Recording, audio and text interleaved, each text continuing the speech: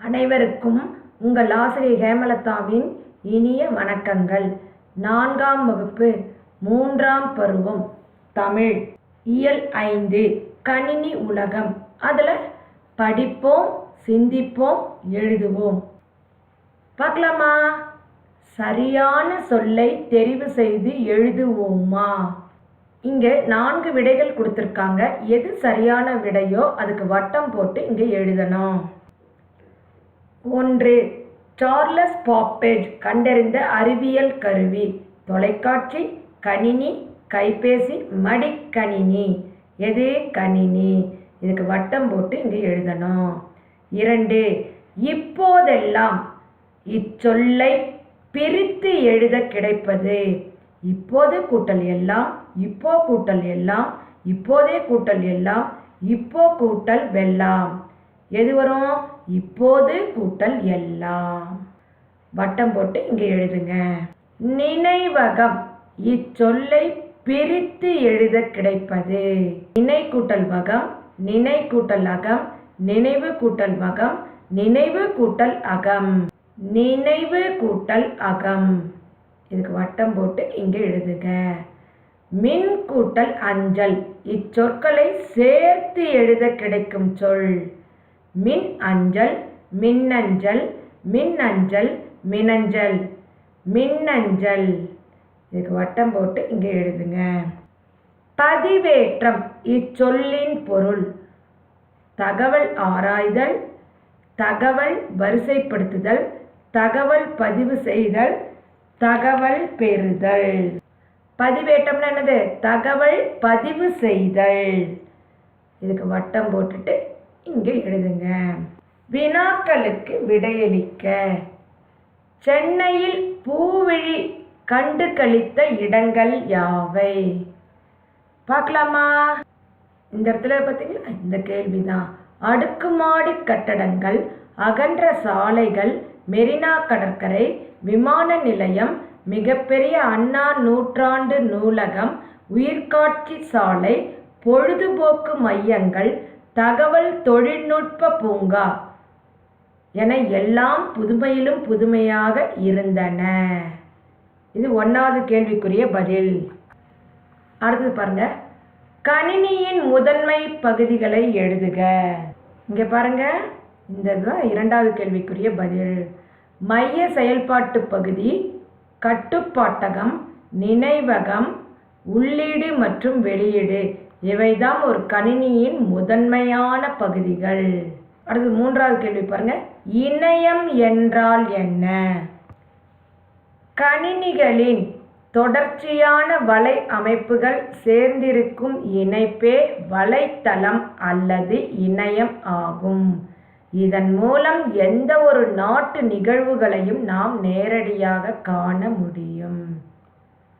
இது 3வது கேள்விக்குரிய பதில். 4. மின்னஞ்சல் எதற்கு பயன்படுகிறது? கணினிகளுக்கு இடையே இணையத்தின் வாயிலாக செய்யப்படும் தகவல் பரிமாற்றமே மின்னஞ்சல். இதன் மூலம் தகவல்களை பரிமாறிக்கொள்ளலாம். இதுதான் 4வது கேள்விக்குரிய பதில். இங்கே பாருங்க, இங்கே கொடுத்துருக்காங்க.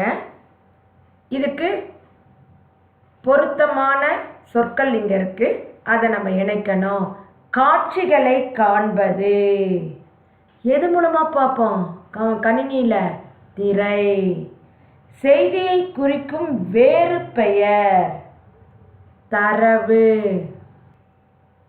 இப்படி அம்புக்குறி போட்டுக்கலாம். அடுத்தது பாருங்க. படங்களுடன் கருத்துக்களை பரிமாறிக்கொள்வது புலனம். கணினியின் தொடர்ச்சியான வலை அமைப்பு வலைத்தளம். இன்னொரு தடவை சொல்லட்டுமா?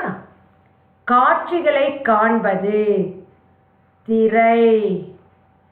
செய்தியை குறிக்கும் வேறு பெயர் தரவு. படங்களுடன் கருத்துக்களை பரிமாறிக்கொள்வது புலனம்.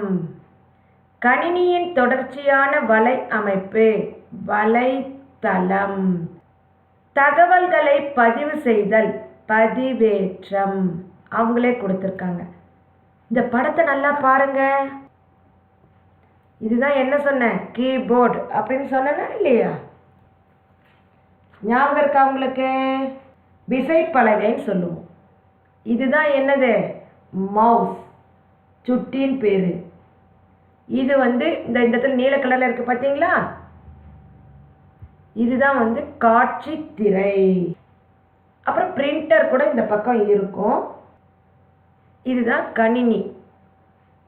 இந்த படத்தை நல்லா பார்த்துக்கோங்க. அடுத்தது மொழி விளையாட்டு. கை என்னும் சொல்லை முதலெழுத்தாக கொண்டு பல சொற்களை உருவாக்கலாமா? இப்ப கைக்குட்டைன்னு கொடுத்துட்டாங்க. அடுத்தது இது என்னது, கைத்தடி.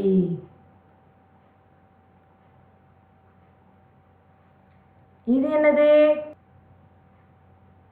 கை குலுக்குதல், கை உரைன்னு கூட சொல்லலாம். கை குலுக்குதல்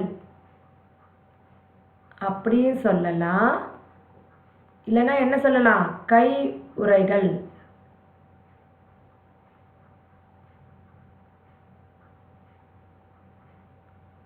கையுறைகள் சொல்லலாம். உங்களுக்கு ஒரு செயல் திட்டம் கொடுக்குறேன், அதை நீங்கள் அழகாக செஞ்சுட்டு வரணும்.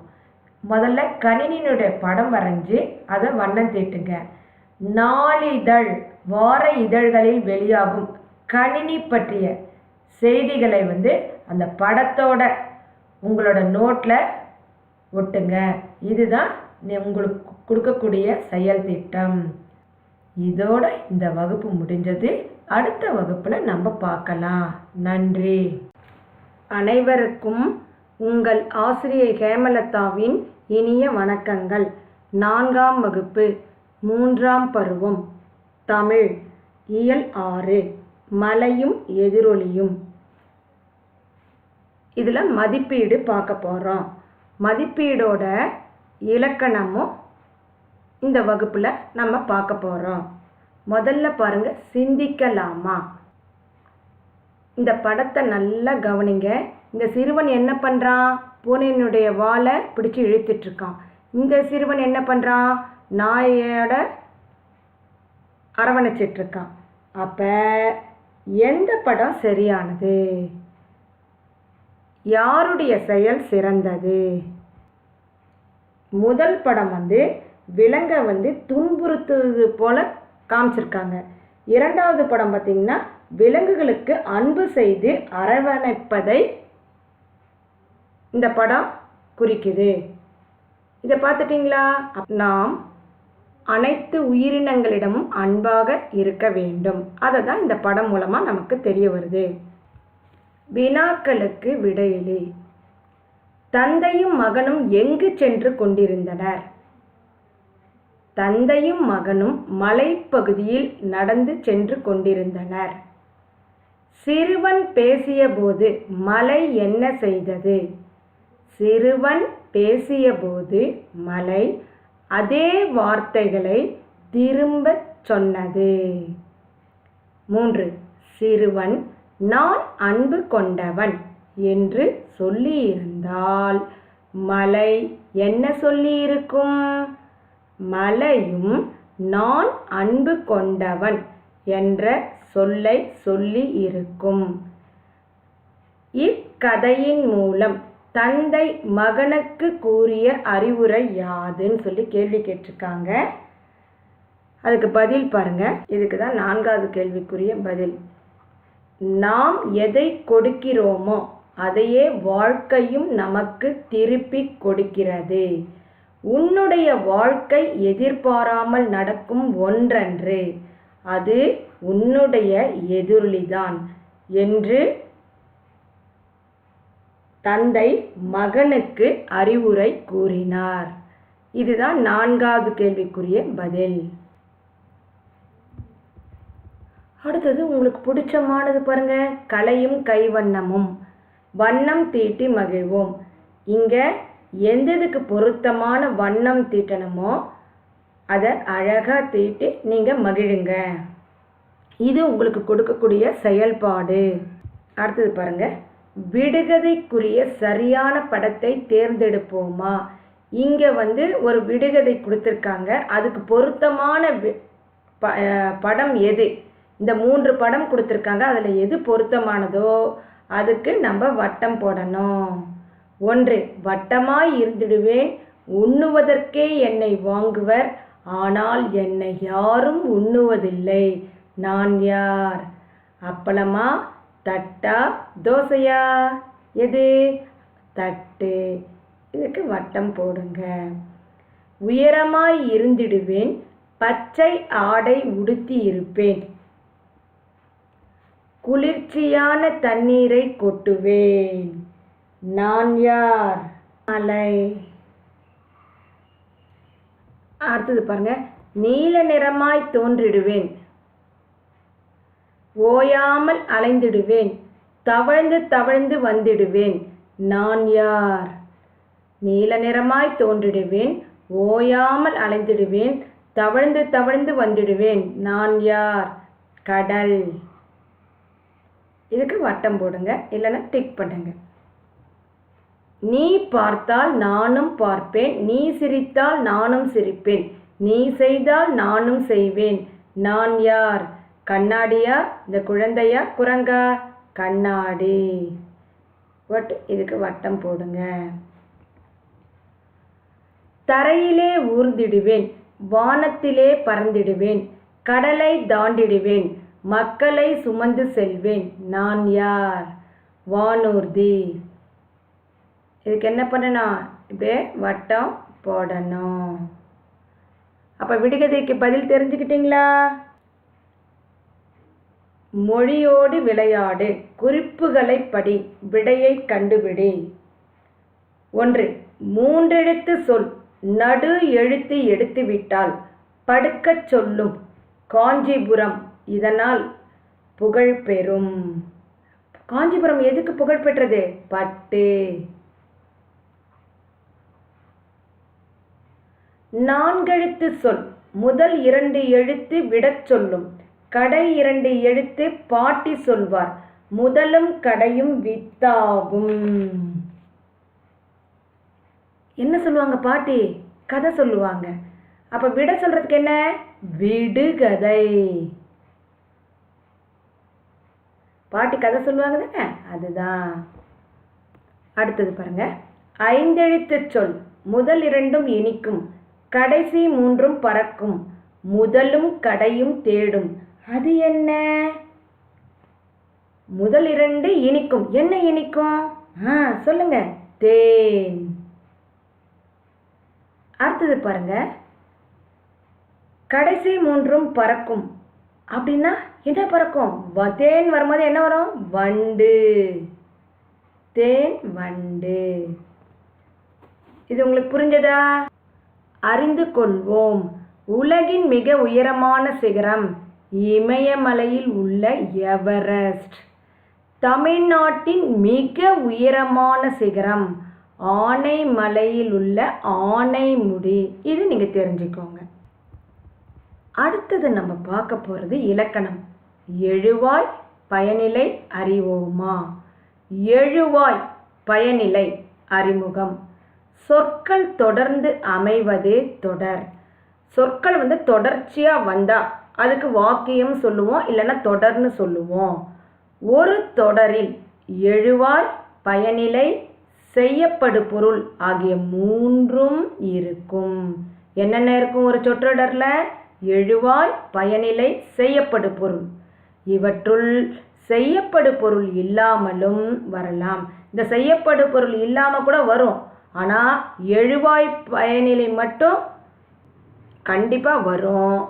எழுவாய் தோன்றாமலும் கூட வரலாம். சில நேரத்துல எழுவாய் தோன்றாமல் கூட வரலாமா. ஆயினும் எழுவாயும் பயனிலையும் ஒரு தொடரில் இன்றியமையாத கூறுகளாக விளங்குகின்றன. இப்ப நான் சொன்ன மாதிரிதான், எழுவாயும் பயனிலைன்னாவே ஒரு தொடர்ல முக்கியமான இடம். அதுதான் ஒரு தொடரினுடைய முக்கியம். இங்க பாருங்க, ஒரு முக்கோணம் மாதிரி கொடுத்துருக்காங்களா? என்னென்ன கொடுத்துருக்காங்க? பயனிலை செய்யப்படு பொருள் எழுவாய். இப்படி கூட படிக்கலாம். எழுவாய் செய்யப்படு பொருள் பயனிலை. முதல்ல நம்ம பார்க்க போறது எழுவாய். எழுவாய். இந்த வாக்கியத்தை படிக்கலாமா? பாருங்க, இந்த வாக்கியத்தை படிங்க. இங்க பாருங்க, முல்லை படம் வரைந்தால். நான் ஒரு வாக்கியத்தை படிச்சுட்டேன். உடனே உங்ககிட்ட ஒரு கேள்வி கேட்குறேன். படம் வரைந்தவர் யார் அப்படின்னு ஒரு கேள்வி கேட்டால் நீங்கள் உடனே என்ன பதில் சொல்லுவீங்க? யாருன்னு சொல்லுவீங்க? முல்லை. அப்போ முல்லைன்ற பதில் சொல்கிறது தான் எழுவாய். பாருங்க இன்னொரு தடவை. முல்லை படம் வரைந்தால் யார் அப்படின்னு ஒரு கேள்வி வந்தால் அதுக்கு பதில் சொன்னீங்க பாருங்க, அந்த பதில் தான் எழுவாய். குரங்கு மரத்தில் ஏறியது. நான் கேள்வி கேட்குறேன், எது மரத்தில் ஏறியது? அப்போ எதுன்னு ஒரு கேள்வி கேட்குறேன் பார்த்தியா? அதுக்கு நீங்கள் பதில் என்ன சொல்லுவீங்க? விடை குரங்கு.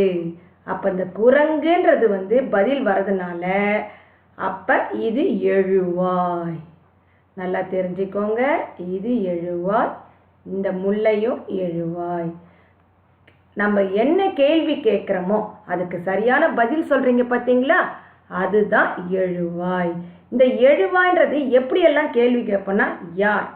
இப்போ நான் சொன்னேன், முல்லை படம் வரைந்தால்னா யார் படம் வரைந்தால் அப்படின்னு கேட்குறோம். எது? குரங்கு மரத்தில் ஏறியது. அப்போ நான் கேள்வி கேட்கும் போது என்ன கேட்பேன்?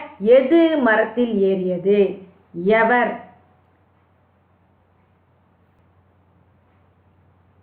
தமிழகத்தின் மீது எவரெல்லாம் படை எடுத்தனர்? நம் பள்ளி ஆண்டு விழாவிற்கு எவரெல்லாம் கலந்து கொண்டனர்? இப்போ யார் எவர் கிட்டத்தட்ட ஒரே பொருள் தான். எவர்னா ஒரு பன்மையை கூட சொல்லலாம். எவரெல்லாம் கலந்து கொண்டனர், எவரெல்லாம் படையெடுத்தனர் அப்படின்னு கேள்வி வரும்போது எவர்ன்றதை பயன்படுத்தலாம். அடுத்தது எவை? தமிழக பாரம்பரிய விளையாட்டுக்கள் எவை? அடுத்தது காட்டில் நடந்த பாட்டுப் போட்டியில் எவையெல்லாம் கலந்து கொண்டன? எவை? அதுக்கு கேள்விக்குறிதன். உடனே நீங்கள் என்ன சொல்ல? காகம், குயில் அப்படின்னு சொல்லி வரிசையாக பறவைகள் பேர்லாம் சொல்கிறீங்களா இல்லையா? அதுதான். அப்போ எழுவாய்னா என்னென்ன இதெல்லாம் கேள்வி வரும்? யார், எது, எவர், எவை. அப்போ ஒரு தொடரில் யார், எவர், எது, எவை என்னும் வினாக்களுக்கு விடையாக வருவதே எழுவாய். இப்போ எழுவாயில் யார், எது, எவர், எவை இப்படி ஒரு கேள்வி கேட்டனா அதுக்கு ஒரு பதில் சொல்கிறோம் பார்த்தியா? அதுதான் எழுவாய். புரிஞ்சுதா உங்களுக்கு? அடுத்தது பயனிலை.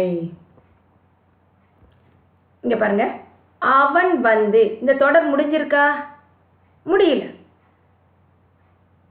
அப்ப அடுத்தது என்ன சொல்றோம்? அவன் சென்றான்.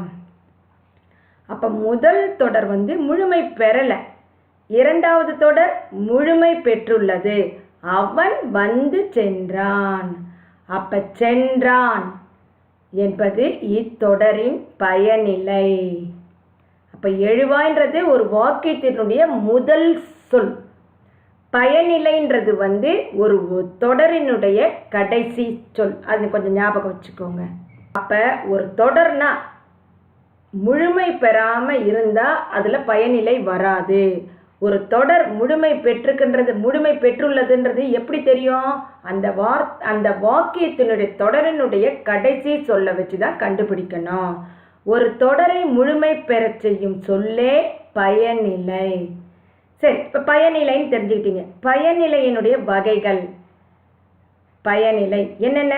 பெயர் பயனிலை, வினை பயனிலை, வினா பயனிலை.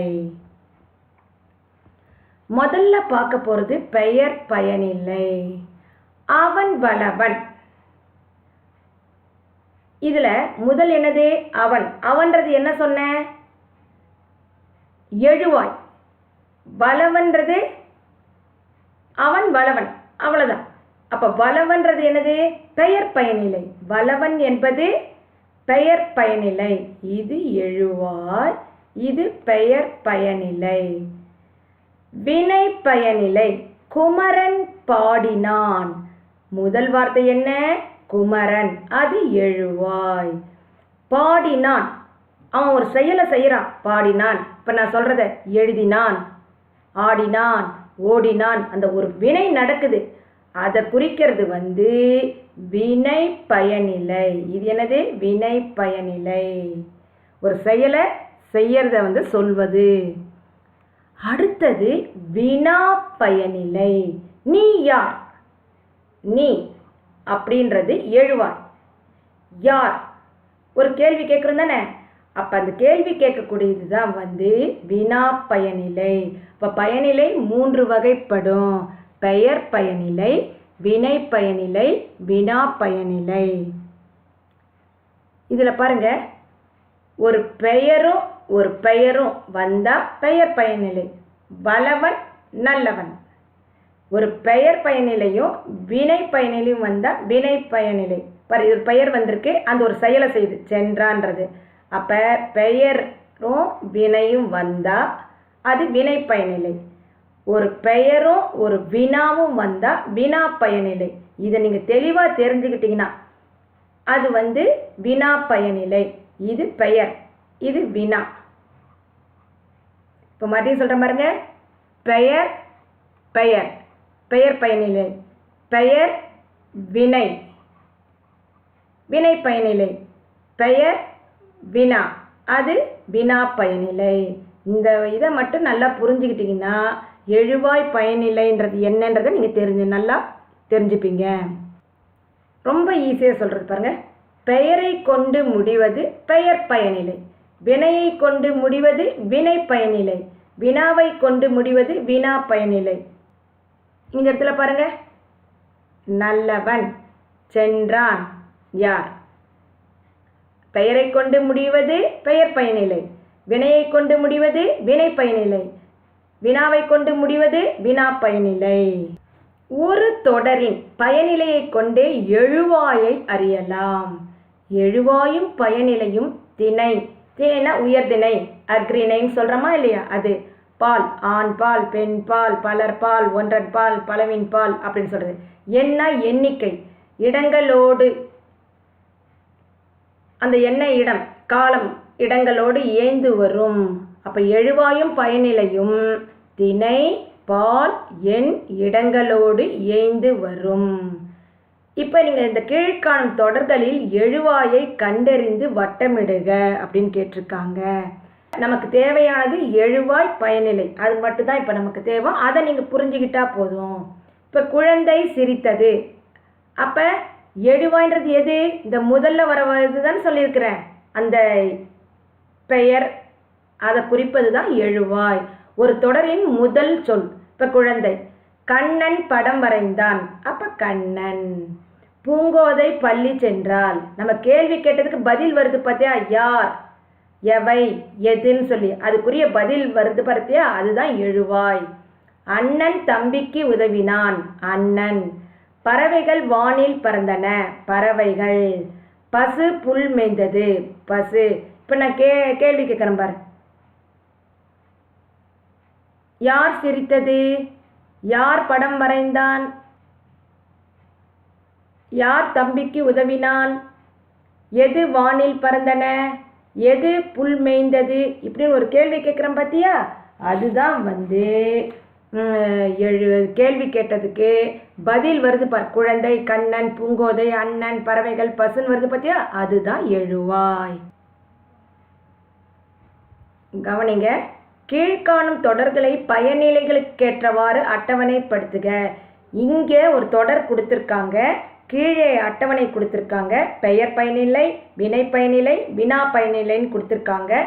எதுக்கு எது வருமோ அதை நம்ம கரெக்டாக பொருத்தணும். பாருங்க, அவர் சிறந்த மருத்துவர்.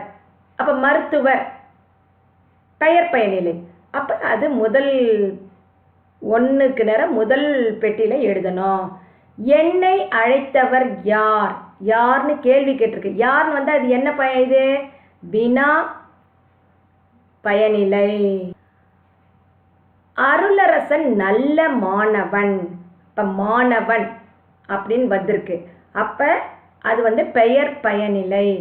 நேற்று அழகன் ஊருக்கு சென்றான், ஒரு செயலை முடியுது, அப்ப வினை பயனிலை. முக்கணிகள் யாவை, கேள்வி வந்திருக்கு, அது வினா பயனிலை. புலி உருமியது, உருமியது, அங்க ஒரு செயல் நடந்திருக்கு, அது வினை பயனிலை. அப்ப எழுவாய்னா என்ன, பயனிலைனா என்ன, அப்புறம் பயனிலையினுடைய 3 வகைகள், பெயர் பயனிலை, பெயர் பயனிலை, வினை பயனிலை, வினா பயனிலை. அது எப்படி வரும்ன்றதை நீங்க தெரிஞ்சுக்கிட்டீங்களா? இதோட இந்த வகுப்பு முடிந்தது. அடுத்த வகுப்புல நம்ம பார்க்கலாம். நன்றி. அனைவருக்கும் உங்கள் ஆசிரியை ஹேமலதாவின் இனிய வணக்கங்கள். 4ஆம் வகுப்பு 3ஆம் பருவம் தமிழ் இயல் 7 நீதிநெறி விளக்கம். அதில் படிப்போம், சிந்திப்போம், எழுதுவோம், அதை பார்க்க போகிறோம். அதுக்கு முன்னாடி வாங்க பேசலாம். செய்யுளின் பொருள் உணர்ந்து படித்து மகிழ்க. இப்போ செய்யுளினுடைய பொருள் படித்தவர் எப்படி நடந்துப்பாங்க, படிக்காதவங்க எப்படி நடந்துப்பாங்க, செல்வம் உள்ளவங்க எப்படி நடந்துப்பாங்க, செல்வம் இல்லாதவங்க எப்படி நடந்துப்பாங்க, அதை பற்றி நீங்கள் தெரிஞ்சுக்கிட்டீங்க தானே. அந்த பொருள் உணர்ந்து படித்து நீங்கள் அதை தெரிஞ்சுக்கோங்க. முதலில் மேடையில் பேசிய அனுபவத்தை வகுப்பில் பகிர்ந்து கொள்ளுக. நாங்களே என்ன சொல்கிறோம், உங்களுக்கு ஒரு பேச்சு போட்டி அதெல்லாம் வந்தால் உங்களுக்கு தெரிஞ்ச கருத்தை நீங்கள் சொல்லுங்கன்னு சொல்கிறோம். முதல்ல நீங்கள் ஏதாவது வகுப்புலையே பேச வரும்போது உங்களுக்கு அந்த மாணவர் முன்னாடி பேசும்போது உங்களுக்கு என்ன ஆகும், கை கால்லாம் நடுங்கும், அப்புறம் தண்ணி தாகம் எடுக்கிற மாதிரி இருக்கும், அப்புறம் என்ன பண்ணுவீங்க, பேச முடியாமல் தவிப்பீங்க. அந்த பயத்தை நீங்கள் நீக்கணும். அப்போ அதுக்கு தான் நாங்கள் என்ன சொல்கிறோம், நீங்கள் உங்களுக்கு பிடிச்ச பாடல்கள், கதைகள், அப்புறம் உங்களுடைய ஆசை, அதெல்லாம் ஒரு 2 வரி ஆசிரியர் கூறும்போது முன்னாடி சொல்லி பழகுங்க. உங்களுக்கு நீங்கள் சொந்த நடையில் பேசுறதுனால தவறு ஏற்படாது. அப்படி இருந்தாலும் நீங்கள் ஆசிரியர் முன்னாடி பேசும்போது நாங்கள் என்ன பண்ணுவோம், தைரியமாக பேசு, நாங்கள் உன் பக்கத்தில் தான் இருக்கிறேன்னு சொல்லி நாங்கள் உங்களுக்கு தைரியத்தை கொடுப்போம். அப்படி தைரியத்தை கொடுக்கும்போது நீங்கள் வகுப்பறையில் பேசி பழகினீங்கன்னா அப்புறம் பள்ளி அளவில் நீங்கள் பேசுவீங்க. அப்புறம் மாவட்ட அளவில் இவர் பேச்சு போட்டிக்கெல்லாம் நீங்கள் பயம் இல்லாமல் பேசி பழக ஆரம்பிச்சிருவீங்க. இதுதான் முதலில் மேடையில் பேசிய அனுபவத்தை வகுப்பில் பகிர்ந்து கொள்க. இதை நீங்கள் சொல்லணும், இதை நான் உங்களுக்காக இதை சொல்லிக்கிறேன். சிந்திக்கலாமா? ஜீனத் நன்றாக படிப்பவள், ஆனால் வகுப்பில் ஆசிரியர் ஏதாவது கேள்வி கேட்டால் பதில் சொல்ல தயங்குவாள். அவள் கூச்சத்தை எவ்வாறு போக்கலாம்? இப்போ நம்மளே பார்த்தீங்கன்னா வகுப்பில் சில குழந்தைங்க நல்லா படிப்பாங்க, ஏதாவது கேள்வி கேட்டோன்னா பயப்படுவாங்க பதில் சொல்கிறதுக்கு. அந்த பயத்தை முதல்ல போக்கணும். நீங்கள் நல்லா படிச்சிருக்கீங்க, அந்த பயம் இருக்கக்கூடாது. உங்களுடைய கருத்துக்களை நீங்கள் சொல்லணும். கூச்சத்தை உங்ககிட்ட இருந்து எப்படி போக்கணும்? அதே மாதிரி இதில் ஜீனத்னு ஒரு சிறுமி அவளுடைய பயத்தை எப்படி போக்கணும் அதை பற்றி பார்க்கலாமா? முதல்ல என்ன பண்ணணும்னா, வகுப்பில் சத்தமாக புத்தகத்தை எடுத்து வாசிக்க சொல்ல வேண்டும். ஜீனத் போன்ற நிறைய மாணவர்கள்லாம் இருக்கீங்க தானே, மாணவ மாணவிகள், நீங்கள் உங்களுக்கு தான் சொல்கிறேன், நல்லா வாசிக்க பழகுங்க சத்தமாக. அப்புறம் அடுத்தது நீங்கள் இப்போ சத்தமாக வாசிச்சிட்டிங்களா, அடுத்தது உங்களுக்கு பிடிச்சதை பற்றி பேசுங்க. எங்கள் வகுப்பறையில் ஆசிரியர் முன்னாடி நின்று மாணவர்களை பார்த்து பேசுங்க. அது மட்டும் இல்லாமல் உங்களுடைய ஆசை, நான் என்னவாகணும், என்னென்ன நிறைய ஆசைகள் வச்சுருப்பீங்க தானே, அதை நீங்கள் ஒவ்வொருத்தராக சொல்லணும். அதே மாதிரி தான் ஜீனத்தையும் இந்த மாதிரி எப்படி செய்யணும் அப்படின்னு சொல்லி அவளுக்கு அவங்க ஆசிரியர் சொன்னாங்க. இப்படி சொல்ல சொல்ல மாணவர்களாகிய உங்களுடைய பயம் போயிடும். அப்புறம் நான் எந்த கேள்வி கேட்டாலும் அதுக்கு நீங்கள் என்ன பண்ணுவீங்க, உங்களுக்கு பதில் தெரிஞ்சிருந்து நீங்கள் என்ன பண்ணுவீங்க? பயப்படாமல் கூச்சப்படாமல் பதிலை சொல்லுவீங்க. இந்த 3ஐயும் நீங்கள் ஆரம்பத்துலேருந்தே கடைபிடிச்சிட்டு வாங்க. அடுத்தது பாருங்க, படிப்போம், சிந்திப்போம், எழுதுவோம். நவை என்னும் சொல்லின் பொருள் அச்சம், மகிழ்ச்சி, வருத்தம், குற்றம். நவைனா என்னது? குற்றம். 2 அவையன்றி இச்சொல்லை பிரித்து எழுத கிடைப்பது. அவைய கூட்டல் அஞ்சு, அவை கூட்டல் அஞ்சு, அவை கூட்டல் எஞ்சி, அவ் கூட்டல் அஞ்சு, அவை கூட்டல் அஞ்சு. இதை எடுத்து இங்கே எழுதுங்க. இன்னலம் இச்சொல்லை பிரித்து எழுத கிடைப்பது. பிரித்து எழுதுதல். இன் கூட்டல் நலம், இன் கூட்டல் நலம், இனிமை கூட்டல் நலம், இனிய கூட்டல் நலம், இனிமை கூட்டல் நலம். இதுக்கு வட்டம் போட்டு இங்கே எழுதுங்க. 4 கல்லார் இச்சொல்லின் எதிர்ச்சொல். படிக்காதவர், கற்றார், அருளில்லாதவர், அன்பில்லாதவர். கல்லாருக்கு எதிர்ச்சொல் தான் கேட்டிருக்காங்க. அப்போ என்னது? கற்றார். படிக்காதவர், படித்தவர். எதிர்ச்சொல் சொல்கிறோமா இல்லையா? அதுதான் கல்லார், கற்றார். கற்றார். அதை எடுத்து இங்கே எழுதுங்க. அடுத்தது வினாக்களுக்கு விடையளிக்க. கல்வி கற்றவரின் இயல்பு எவ்வாறு இருக்க வேண்டும்? பதில் சொல்லலாமா? பலர் நிறைந்த அவையில் உடல் நடுங்காமல் தம் கருத்தை எடுத்து கூறுவதே கல்வி கற்றவரின் இயல்பு ஆகும். இந்த ஆகும்ன்றதை இங்கே எழுதிக்கோங்க. மறுபடியும் சொல்கிறேன் பாருங்க. பலர் நிறைந்த அவையில் உடல் நடுங்காமல் தம் கருத்தை எடுத்து கூறுவதே கல்வி கற்றவரின் இயல்பு ஆகும். 2 பொருளற்ற சொற்களை அவையினர் முன் பேசுபவர் யார்? கல்வி அறிவு இல்லாதவர்தான் பொருளற்ற சொற்களை அவையினர் முன் பேசுபவர். கல்வி அறிவு இல்லாதவர்தான் பொருளற்ற சொற்களை அவையினர் முன் பேசுபவர். இந்த யாரை எழுதக்கூடாது, அது கேள்வி. பாருங்க, பூத்தலின் பூவாமை நன்று என்று நீதிநெறி விளக்கம் எவற்றை குறிப்பிடுகிறது? தன்னால் செய்ய முடியாத செயல்களை செய்ய முயல்வதை விட செய்யாமல் இருப்பதே நன்று என்பதே இதன் பொருள். பாருங்க, பூத்தலின் பூவாமை நன்று எதை முக்கியமா சொல்லுது அப்படின்னா, தன்னால் செய்ய முடியாத செயல்களை செய்ய முயல்வதை விட செய்யாமல் இருப்பதே நன்று என்பதே இதன் பொருள். முதல் எழுத்து ஒன்றி வரும் சொற்களை பாடலிலிருந்து எடுத்து எழுதுக. பாருங்க, அவையஞ்சி அவையஞ்சா, கல்வியும் கல்லார், பூத்தலின் பூவாமை. மொழியோடு விளையாடு, குறிப்புகளை படி, சொல்லிலிருந்தே சொல்லை கண்டுபிடி. விலங்குகள் வாழும் இடம் பாலை வனம் இருக்கு. அப்ப அது என்னது? வனம். காடுன்னு சொல்றோமா, அதுதான். பூவின் வேறு பெயர் பொன்மலர். பூக்கு வேறு பெயர் என்ன? மலர். அதை எடுத்து இங்க எழுதணும், மலர். பிறருக்கு கொடுப்பது, இங்க என்ன கொடுத்திருக்காங்க? கொடைக்கானல். பிறருக்கு கொடுப்பது கொடை. இதுக்கு வட்டம் போட்டு இங்க கொடைன்னு எழுதுங்க. விலங்குகளுக்கு மட்டும் உண்டு. விலங்குகளுக்கு என்ன இருக்கும்? பாருங்க, வௌவால் கொடுத்திருக்காங்க. அப்ப விலங்குகளுக்கு என்ன இருக்கும்? வால். இந்த குறிப்பை படிச்சுட்டு அதுக்கு என்ன பொருத்தமோ அதுக்கு வட்டம் போட்டு இங்க எழுதணும். பால் தரும் வீட்டு விலங்கு கடற்பசு. பால் தரும் வீட்டு விலங்கு எது? பசு. அப்ப பசுன்னு இங்க எழுதணும். இது என்னது? சங்கு சக்கரம். இது தீபாவளிக்கு நம்ம வெடிப்போமா இல்லையா? பாருங்க, உங்களுக்கு பிடிச்ச மாதிரி அழகா சங்கு சக்கரத்துல வார்த்தைகளை கொடுத்திருக்காங்க. அது என்னன்றது சொல்லி பார்க்கலாமா?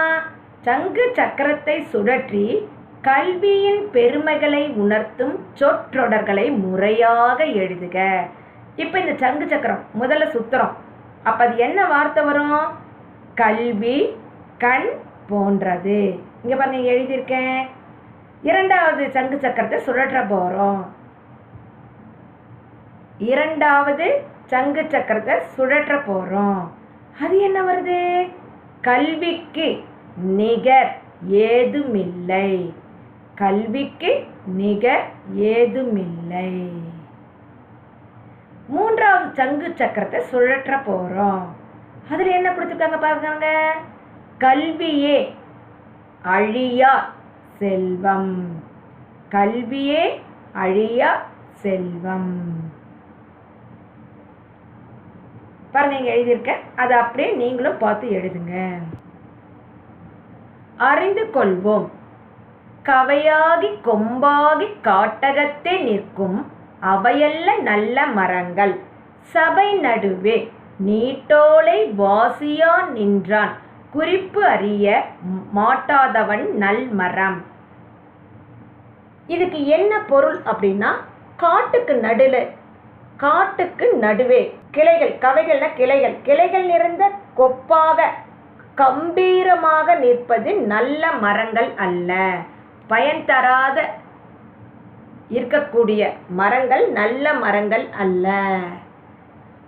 மாறாக கட்டறிந்த சபை நடுவே கொடுக்கப்பட்ட ஓலையை வாசிக்காமல் நிற்பவனே உண்மையான மரம் என்று இப்பாடல் வரிகள் கூறுகின்றன. சொல்றேன் கேட்டுக்கோங்க. காட்டின் நடுவே கவைகள் நிறைந்த கொப்பாக கம்பீரமாக நிற்பது நல்ல மரங்கள் அல்ல. மாறாக கட்டறிந்த சபை நடுவே கொடுக்கப்பட்ட ஓலையை வாசிக்காமல் நிற்பவனே உண்மையான மரம் என்று. யாரே உண்மையான மரம்? அங்கே நிற்கிற காட்டில் இருக்கக்கூடிய மரம் வந்து உண்மையான மரம் இல்லைன்னு சொல்கிறாங்க. இது பொய் மரன்ற மாதிரி சொல்கிறாங்க. ஆனால் இந்த சபையில் வந்து படிக்காமல் நிற்கிறானே அவன் தான் உண்மையான மரம்னு இந்த பாடல் வரிகள் சொல்லுது. அடுத்தது பாருங்க. செயல் திட்டத்தில் நாளிதழ்கள் மற்றும் சிறுவர் மலர் இதழ்களில் வெளிவரும் கல்வி தொடர்பான செய்திகளை தொகுக்க. இந்த கல்வி தொடர்பான செய்திகள் வந்ததுன்னா இந்த நாளிதழ்கள் சிறுவர் மலரில் வரக்கூடிய கல்வி தொடர்பான செய்திகளை வந்து நீங்கள் சேகரித்து ஆல்பத்தில் ஒட்டுங்க. இதோட இந்த வகுப்பு முடிஞ்சது. அடுத்த வகுப்பில் நம்ம பார்க்கலாம். நன்றி.